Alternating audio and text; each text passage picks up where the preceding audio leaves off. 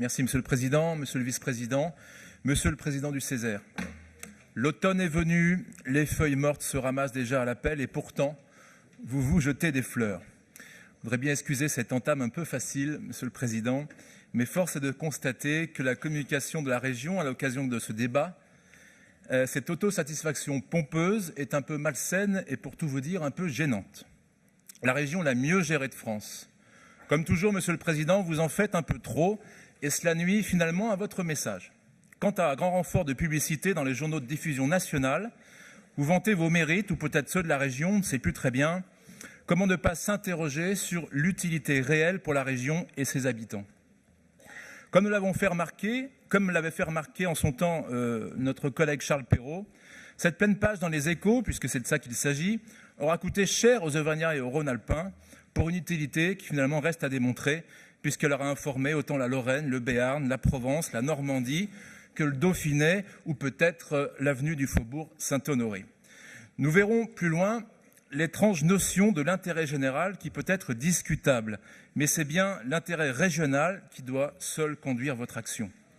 Il est incontestable que sous l'impulsion d'Étienne Blanc, notre région a rompu avec ses vieux démons et a mis un terme au mécanisme de la dépense automatique. Un rapport de la Cour des comptes avait d'ailleurs révélé ce que nous savions déjà. Les finances de la région avaient besoin de toute urgence d'un redressement et d'une grande maîtrise budgétaire. Alors vous êtes lancé à corps perdu dans la chasse au gaspillage. Il vous reste beaucoup à faire, nous le verrons en deuxième partie de cette intervention. Néanmoins, votre objectif des 300 millions d'économies sur le mandat sera atteint. Les 2 premières années succédant à un exécutif socialiste dispendieux et pris en tenaille par les Verts et les communistes, vous avez réalisé 247 millions d'économies, soit 82% de votre plan, mais vous le savez, les quelques millions restants seront les plus durs à réaliser. Ce redressement des finances régionales se traduit budgétairement par une hausse continue de l'autofinancement, l'épargne brute s'établissant à 665 millions en 2018, vous permettant d'envisager une relance de l'investissement en espérant franchir le cap des 900 millions cette année, sans dégrader les ratios financiers et en abaissant la capacité de désendettement à moins de 4 années. Je rappellerai ici au turéféraire béat qu'il n'est pas rare de croiser dans les couloirs que notre région est encore très lourdement endettée et que sa dette consolidée s'établit encore à près de 2,5 milliards d'euros. Vivre sur la dette, qu'elle soit publique ou privée, Monsieur Colas, n'est ni tenable ni raisonnable. Et dès lors, nous nous félicitons tout de même du désendettement progressif de notre région. Vous vous montrez très prudent sur les recettes de la région, et notamment sur la recette principale qui est la CVAE. La prudence est de mise, car l'État, défaillant, tout en transférant les compétences aux régions, renacle à en compenser les charges et annonce dans la loi de finances 2019 la poursuite de son désengagement. Oui, les mauvaises manières de l'État, et en particulier des ministres de droite, mettent en péril notre politique régionale. La déception qui est la vôtre et celle des groupes de la majorité, nous la comprenons. Je rappelle que notre collectivité régionale doit être avant tout une collectivité d'investissement. Même si vous le savez, et le président Quadrini l'a rappelé tout à l'heure, il faut un budget de fonctionnement performant quand il touche à certaines compétences régionales. Et notre collègue Muriel Burgaz aura à cœur de défendre ces sujets de formation professionnelle et d'apprentissage tout à l'heure. Je ne vous ferai pas le faux procès habituel et un peu facile de vos anciens amis, Monsieur le Président, mais un peu tout de même, vu le casting du gouvernement, on peut s'interroger sur les convictions des membres de votre famille politique.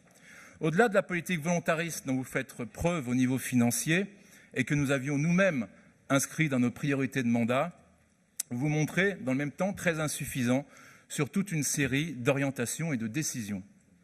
Oui, vous avez certes dégraissé un peu le mammouth, vous avez adopté en quelque sorte une gestion financière responsable, mais au-delà des chiffres, gérer une région est aussi une affaire de conviction et une affaire de sincérité.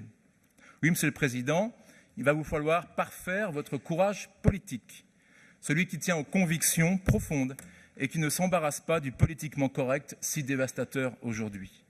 Le véritable courage politique, n'est-ce pas de dire non? Dire non par responsabilité ou même dire non par conviction, osons le gros mot, à certaines orientations, à certaines subventions qui par nature sont d'un domaine non obligatoire et parfois qui vont même directement à l'encontre de l'intérêt général. Je parlerai, moi, également de l'intérêt national. Avoir le courage de dire non sous la pression afin de mieux privilégier les enjeux d'avenir Votre boussole, Monsieur le Président, votre seule boussole doit être la boussole de la sincérité et la boussole de l'efficacité. Le Césaire du président Quadrini le rappelait dans un récent rapport consacré aux associations. Il n'y a pas vraiment de cadre réglementaire autre fiscal pour définir l'intérêt général d'une association. Son but ne peut être lucratif. Elle ne peut faire concurrence au privé et reçoit en échange une exonération de TVA et d'IS. Le Haut Conseil à la vie associative va plus loin en parlant d'un critère général, celui de l'engagement citoyen, mais se perd évidemment dans une définition qui finalement n'a plus de sens. Je prendrai 3 exemples utiles à notre compréhension. D'abord la LICRA. Cette association aura touché de la région en 2018 pas moins de 100 000 € d'argent public. Et quand on connaît le parti pris idéologique de cette association, dont je rappelle au passage le nom de quelques-uns de ses membres, François Bayrou, Lionel Jospin, Jacques Chirac, etc., etc. On se demande pourquoi vous continuez à la financer. Pour s'en convaincre, il n'y a qu'à lire le rapport d'activité 2017 de cette association, notamment pour les mois d'avril et mai. Son activité s'est bornée à descendre dans la rue et à envoyer ses permanents à faire voter Macron et à prévenir les dangers de, je cite, du Front National censé recycler les vieilles thèses obscures pour leur donner un vernis respectable. Subventionner avec notre argent cette association est une honte, Monsieur le Président, et il faudra arrêter. Ensuite, on apprend également que l'association Pro-Migrants, Réfugiés, Forum des réfugiés a touché 180 000 € de notre région. Association déjà gavée d'argent public par ailleurs, notamment par la métropole de Lyon ou la ville de Lyon. Je vous encourage, Monsieur le Président, à cesser ce genre de subventions et à concentrer vos efforts sur nos compétences réglementaires et sur nos compétences d'avenir, les enjeux d'avenir. Et si je vous ai bien écouté il y a quelques minutes, Monsieur le Président, vous allez arrêter ces subventions. J'espère que j'ai compris. Enfin, vous ne cessez d'annoncer des plans d'aide au village et au monde rural. Le monde rural, très longtemps sacrifié au profit des métropoles. Mais concrètement, aujourd'hui, pour instruire les demandes et attribuer les aides, vous avez remplacé les comités de sélection, très imparfaits, car ils donnaient la part trop belle au service, par des élus référents, exclusivement, bien sûr, issus de votre majorité, et qui sont devenus le passage obligé des édiles ruraux qui osent faire appel aux aides régionales. Cette dérive, Monsieur le Président, est très malsaine et installe un système de féodalité régionale d'un autre temps.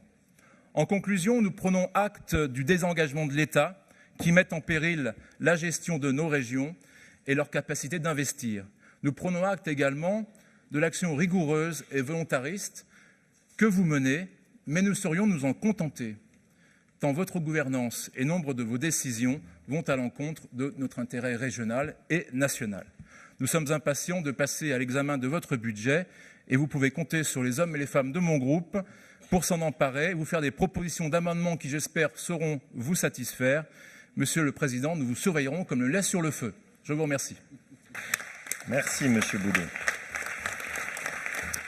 Ça a commencé par les feuilles de